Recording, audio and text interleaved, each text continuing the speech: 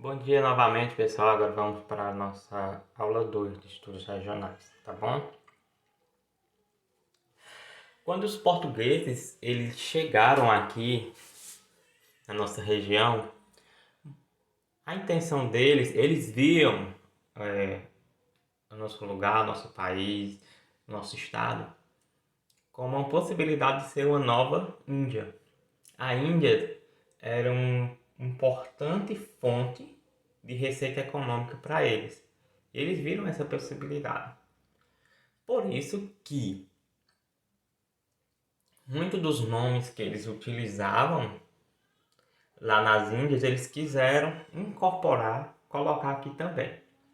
Por isso que eles chegaram aqui, colocaram o nome dos povos nativos de quê? De índios, né? Fazendo referência aos índios da Índia. Colocaram também, até mesmo, o nome de uma embarcaçãozinha que tinha aqui na região do Ceará, que os índios utilizavam para pescar, o peperi, que eram pequenas embarcações feitas a partir de seis paus. Eles colocaram o nome dessas embarcações de jangadas. Por quê? Porque lá na Índia existia um barco semelhante chamado de janga. Então os portugueses sempre buscaram isso, fazer essa relação entre a região do Brasil, a América Portuguesa, né, que eles conquistaram, né, que eles chamavam de América Portuguesa também, com as Índias.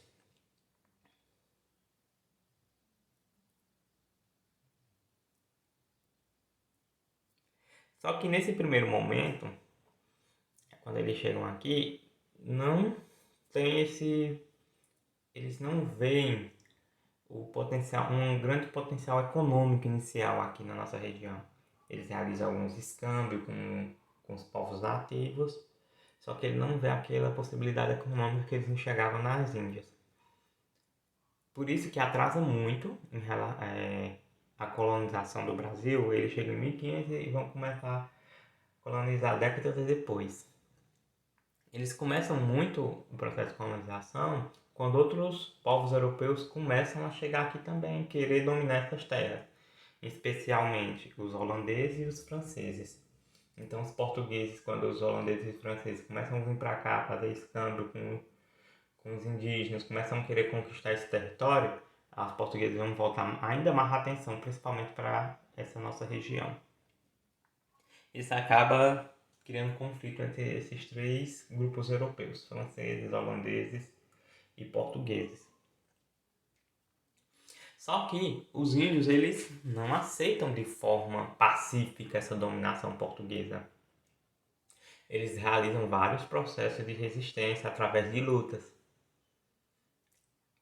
Isso explica a grande construção de um grande número de fortes no Nordeste do Brasil, principalmente aqui também no Ceará.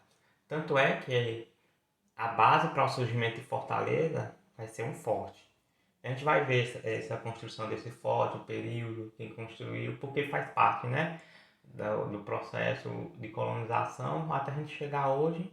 Então depois a gente vai ver um pouquinho mais sobre esses fortes nas próximas aulas. Esse conflito aconteceu em vários territórios entre indígenas e os europeus, aconteceu em vários territórios, não só na região Nordeste, como no Sudeste, e inclusive aqui na nossa capitania. Nesse tempo, a divisão política inicial do Brasil, vocês sabem, vocês vão ver já viram ou irão ver nas aulas de história de vocês um pouco mais, é a capitanias, né? E aqui é o primeiro nome dado à nossa região, o primeiro nome administrativo é Capitania do Ceará, que um bom tempo passou interligado com a capitania do Maranhão. A gente ficou um bom tempo interligado com eles, antes de se separar.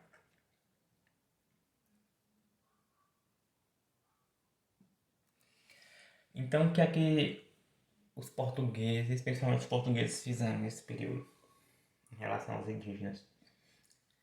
Eles primeiro rotularam os indígenas de bárbaros, chamaram eles de povos bárbaros.